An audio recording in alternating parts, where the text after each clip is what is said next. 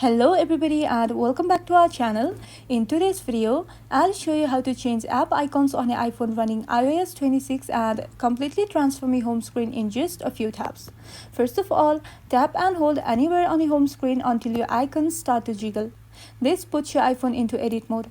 Now, at the top left corner, tap on the edit button and then select customize from the given options.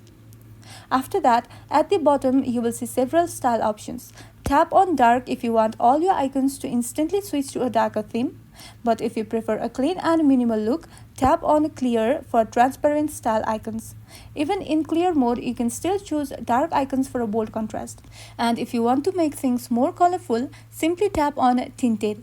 Then drag the color slider to adjust the shade however you like. You can even match it with your iPhone's backside color for a coordinated look, and that's all. You've successfully customized your app icons on iOS 26 and given your iPhone a brand new look.